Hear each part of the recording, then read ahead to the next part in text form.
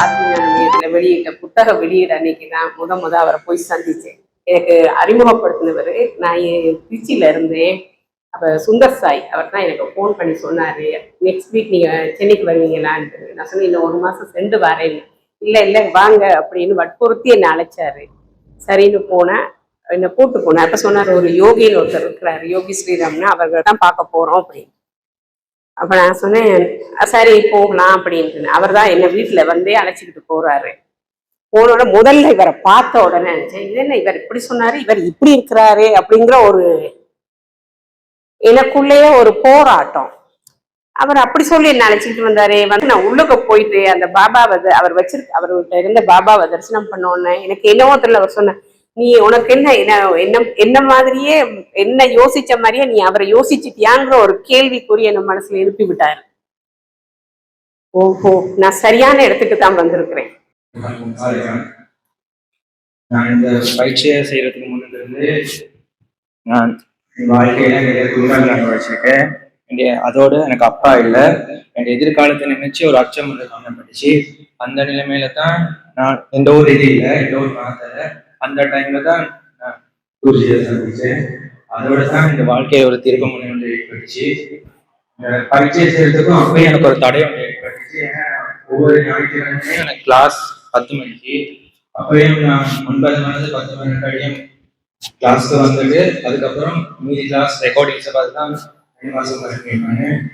நிச்சயம் நம்பிக்கை இருக்கு, இந்த எதிர்காலம் வந்து சிறப்பாக அமையும் என்று, இந்த வாழ்க்கையோட திருப்பமனையா அமையும் என்று எனக்கு நிச்சயமா நம்பிக்கை ஒன்று இருக்கு.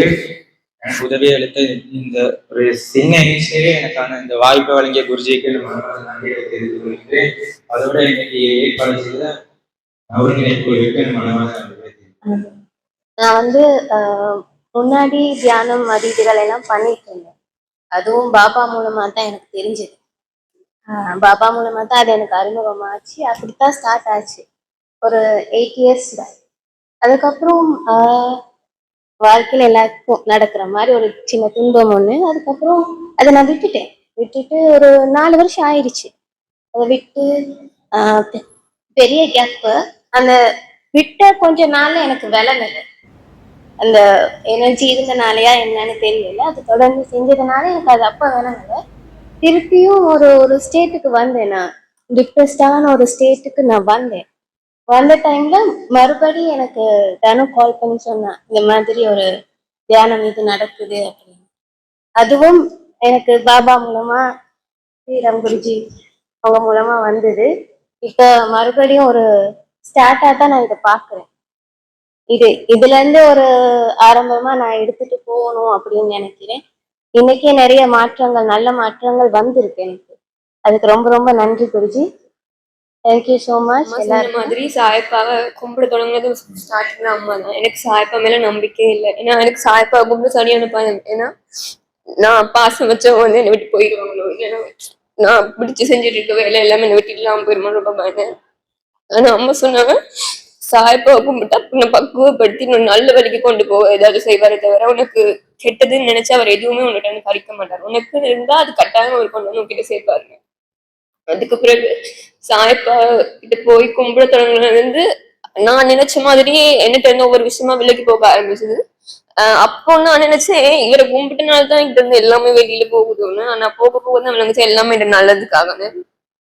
நான் உங்ககிட்ட பேசியிருக்கேன், ஜப்னால போயிட்டு அது நான் தான் உங்ககிட்ட பேசும்போது என்னால படிக்க முடியல, நான் ஏதோ யோசிச்சுட்டு இருக்கேன், ஏன் படிக்க முடியலன்னு தெரிஞ்சதுன்னா உங்களுக்கு கால் பண்ணு. ஆனா நீங்க சொன்ன பதில் வந்து நீ படிக்கணும்னா நீ தான் படிக்கணும், என்னால உனக்கு அட்வைஸ் தான் பண்ண முடியும். அப்ப நான் யோசிச்சேன், இந்த ஆன்சரை வச்சு நான் என்ன செய்யறது, எனக்கு நான் ஏன் படிக்கணும், ஒரு மாதிரி யோசிச்சுட்டே இருந்தேன்.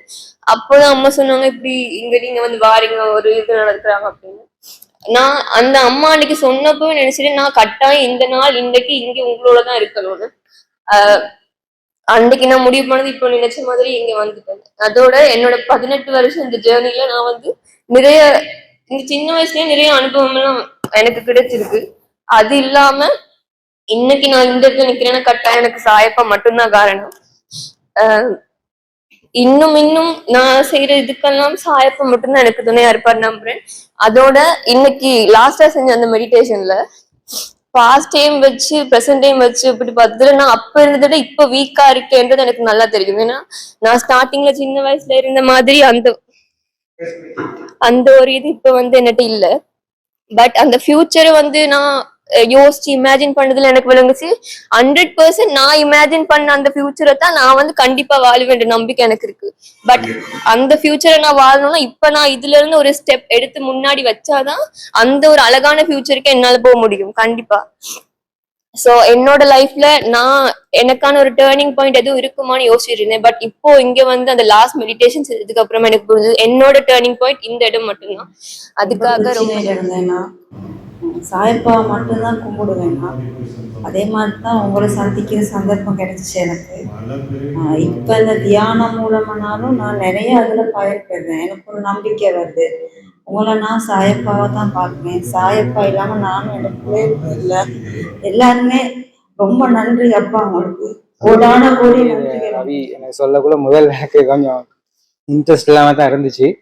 அவர் வற்புறுத்தி கூப்பிட்டாரு. இன்னைக்கு வந்தோன்னே எனக்கு புது அனுபவமா கிடைச்சிச்சு. நான் எல்லா சேவைகள் செய்கிறேன். ஆனாலும் அந்த இன்னைக்கு தான் இப்படி வந்து ஒரு தியானம் ஒரு இது வந்திருக்கேன். சாய் சாயிர பாபா தான் இந்த இடத்துக்கு கூட்டிட்டு வந்திருக்கிறாருன்னு நினைக்கிறேன். நன்றி. நான் இப்படித்தான் எல்லா சின்ன விஷயத்துக்கும் ரொம்ப எமோஷனலாவேன். ஏன்னா அவ்வளவு பிரச்சனை ஃபேஸ் பண்ணியிருக்கேன் இந்த வயசுல. ரொம்ப சாயப்பா மட்டும்தான் நான் நம்பி அவரை தான் எதனாலும் கும்பிடுறது. அப்ப நான் டெய்லி கவலைப்படுவேன். இந்த கவலையை சொல்ல யாரும் இல்லை. சாயப்பா நீங்களாவது எனக்கு நேர்ல வாங்க. அப்படி இருக்கும்போது தான் உங்களை பாக்குறதுக்கு ஒரு சான்ஸ் கிடைச்சிச்சு. அப்ப நான் நினைச்சேன் சாயப்பா நீங்க சொன்னீங்க இந்த தியானம் பண்ணும்போது சாயப்பா வந்து டிரெக்டா அவர் உருவத்துல வர மாட்டாரு, வேற யார் மூலியமாவது உங்ககிட்ட வருவாருன்னு. அப்படித்தான் நான் உங்களை பார்த்தேன். அது இத்தனை நாளா எது செய்ய போனாலும் நான் வந்து ரொம்ப பயப்படுவேன். இப்படி செஞ்சா எதுவும் பிரச்சனை வருமா? ஏன்னா நான் ரொம்ப அவ்வளோ பிரச்சனையை பார்த்துட்டு தான் வந்திருக்கேன். அப்ப இந்த உங்களை பார்த்ததுக்கு அப்புறம் எனக்கு ஒரு மனசுல ஒரு தைரியம் வந்திருக்கு. என்ன பிரச்சனை வந்தாலும் பரவாயில்ல, நான் செய்வேன், சாயப்பா என் கூட இருக்காரு அப்படின்னு. இன்னொரு விஷயம், நான் வந்து எப்பயுமே வீட்டுல இருந்தாலும் சரி வெளியே போகக்குள்ளையும் சரி ஒரு சின்ன சாயப்பாடு ஸ்டாச்சு ஒன்று வச்சிருக்கேன். இப்போ என் பேக்ல இருக்கு. எங்க போனாலும் அது என் கையில தான் இருக்கும். நைட்டுக்கு தூங்கும் போதும் நான் அவர் வச்சுக்கிட்டே தான் கையில வச்சுட்டே தான் தூங்குவேன். காலையில எழுப்பி பார்த்தாலும் அவர் என் கையில இருப்பாரு.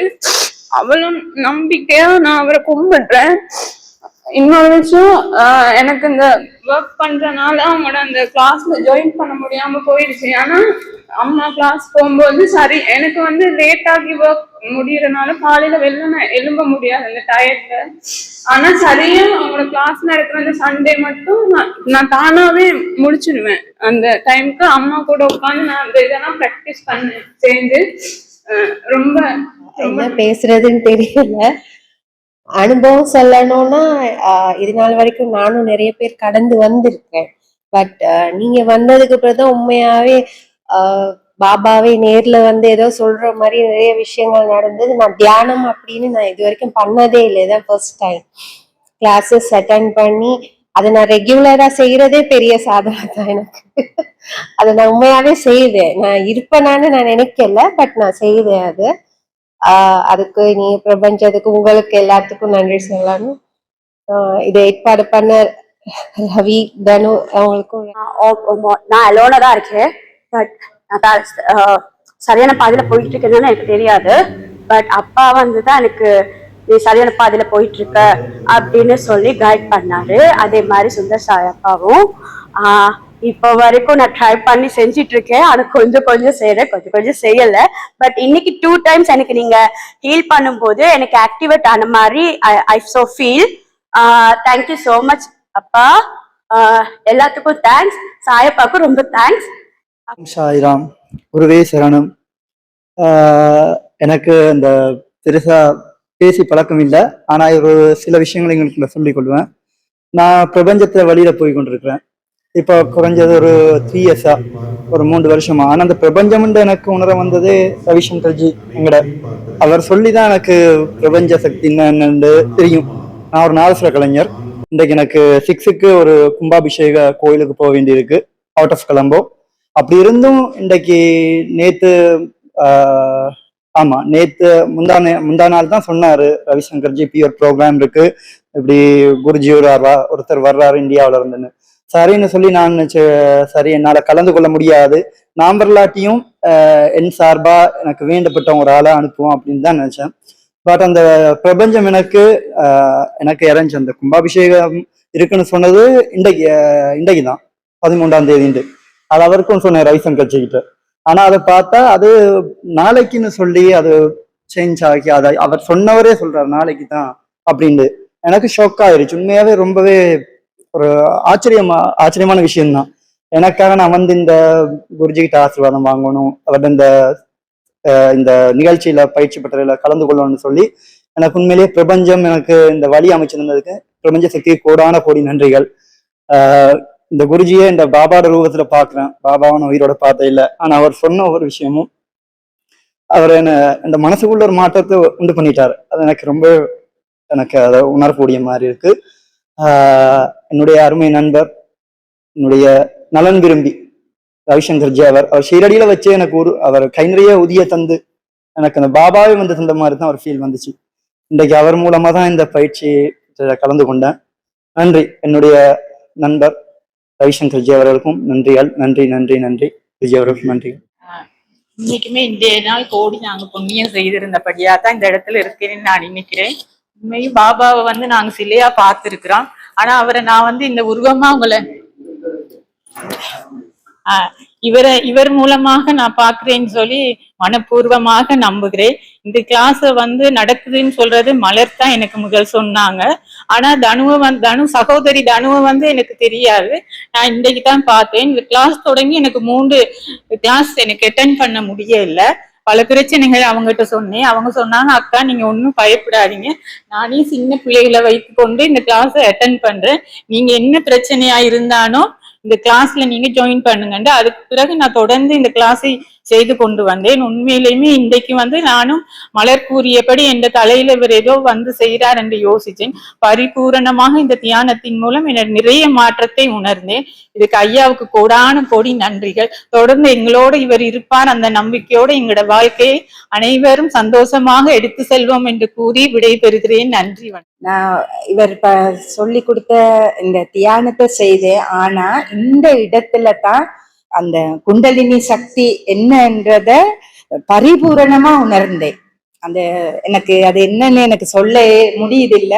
அவர் தலையில கை வச்சு அங்கன வந்து நடத்துறாருன்னு தான் நான் கடைசியா விழித்து பார்த்தேன். ஆனா அவர் இல்ல, அந்த இடத்துல பரிபூரணமா நான் உணர்ந்தேன்.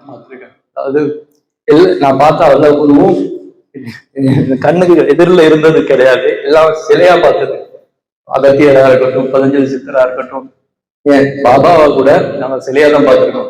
ஆனா வாழும் குருவை நான் பார்த்துட்டு முதல் தடவை ஸ்ரீராம் பாபாவை தான். அதுல பேரானந்தம் என்னன்னா, இந்த கலியுகத்துல இந்த மாதிரி ஒரு குரு நமக்கு கிடைச்சது ஏதோ பூர்வ ஜென்ம புண்ணியம். அந்த புண்ணியத்து மூலமா ஏதோ தியானம் அது இதுன்னு எனக்கு அதெல்லாம் பெருசா நாட்டமே இருக்கல. ஏதோ மத்தவங்க பண்றதுக்கு நம்ம உதவி பண்ணுவோம் அவங்க மட்டும்தான் நினைச்சிட்டு இருந்தேன். ஆனா அது பண்ணும்போது ரைட் இவ்வளவு பேர் பண்றப்போ நம்ம கொஞ்சம் ஏதாவது பண்ணிடுவோம் அப்படின்னு ஸ்டார்ட் பண்ணதுதான். ஏதோ கூட்டத்தோட கோவிந்தா போடுற மாதிரி ஸ்டார்ட் பண்ணதுதான். ஆனா அதுல ஒரு என்ன அனுபவம்னா, அதுல வந்து இப்ப நம்ம கையில ஒரு 5 லட்ச ரூபாய் மொபைல் இருக்கு, அதே மாதிரி பக்கத்துல இருக்கிறவருக்கு ஒரு 5000 ரூபாய் மொபைல் இருக்கு. ஆனா அந்த மொபைல் இருக்கு, ஆனா அதுல யூசேஜ் என்னன்னா, அதுல இன்டர்நெட் கனெக்ஷன் இல்லைன்னா அதுல வர்த்தே கிடையாது. ஏன்னா அது இருந்தாதான் அடுத்த சப்ஜெக்ட்டுக்கு நம்ம ஏதோ ஃபேஸ்புக் யூஸ் பண்ணாலும் கூகுள்ல போயிடலாம், எதுனாலும் அந்த இன்டர்நெட் கனெக்ஷன் என்னன்னா, இந்த தியானம் இந்த பிரபஞ்ச சக்தியை நம்ம ஈர்த்து நம்ம கூட கொண்டு போய் ட்ரோல் பண்ண போகுது. அதை ட்ரோல் பண்றது கிடைக்கிறதுக்கு ஒரு கருவியா, அதாவது இன்னைக்கு இன்டர்நெட் யூஸ் பண்றதுக்கு சிம் மாதிரி தான் நம்ம குரு. அதை வந்து நம்ம இன்னைக்கு அப்லோட் பண்ணி அதுல கனெக்ஷன் கொடுத்து இப்ப இதுக்கு மேல வந்து இப்பதான் நான் ஸ்டார்ட் பண்ணிருக்கேன். இப்பதான் 2G கனெக்ஷன்ல இருக்கிறேன். அந்த 2G கனெக்ஷன்ல இருந்து இப்ப நம்ம வெளியில மொபைல் அதுக்கு இதெல்லாம் வந்து மொபைல் டேட்டா கனெக்ஷன் எல்லாம் வந்து 5G எல்லாம் வந்திருக்கு.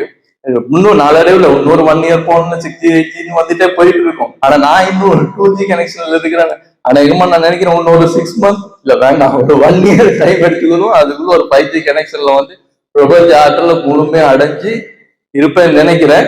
பார்ப்போம். ஆனா நம்ம பாலகுருவோட இருந்து இந்த மாதிரி கிடைச்சிருக்கிறது, இந்த மாதிரி அனுபவம் எல்லாம் கிடைச்சிருக்கிறது ரொம்ப பாக்கியம் பண்ணியிருக்கேன். ஏதோ ஒரு பூர்வ புண்ணியம்னு சொல்றதை விட அதுக்கு மேலன்னு சொல்லணும்.